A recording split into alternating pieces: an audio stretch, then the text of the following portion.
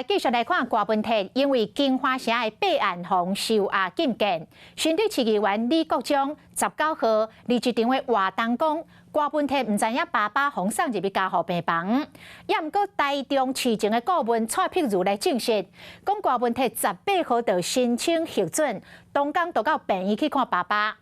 政治评论员黄志贤批评民众党操作着逼情来压迫着司法侦办。民众党的立委回应讲，第一时间大家真正拢唔知影大问题已经去看过伊的爸爸了，实在无必要讲悲惨。今天柯爸送进加护病房了，我相信柯 P 在土城不知道。他也不知道他爸爸在加护病房。19号，民众党集会活动，民众党新竹市议员李国章台顶讲甲真沉重，讲大爸爸身体无好，大问题拢唔知影。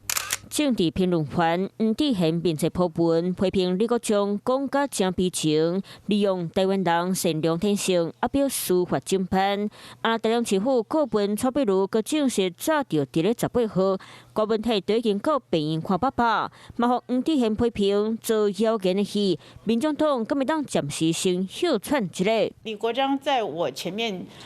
先上台讲话，他讲的时候，其实我也认为是真的。我也不知道柯 P 有机会去看他爸爸，所以李国章又何必说谎呢？有看到他们的前后言辞上的一个不一一下说他不知道，一下又说有可能去看过。但是我觉得呢，当然呢，我们在监所里面呢，或者说在看守所呢，这些相关的人权，我们当然也很注重。风波是一件接一件，蔡碧如佮讲到有朋友找大爸爸的病历和大问题看，防这期敢有违反羁押禁建规范？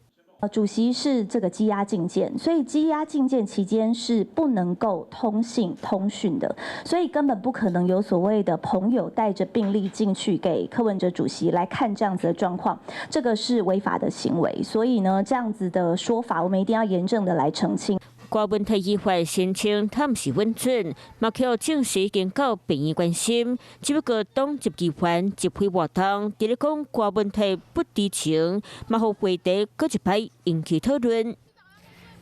Hello， 我是张新文，想要抢先掌握最及时的新闻资讯吗？赶快订阅、按赞、开启小铃铛，锁定华视新闻 YouTube 频道。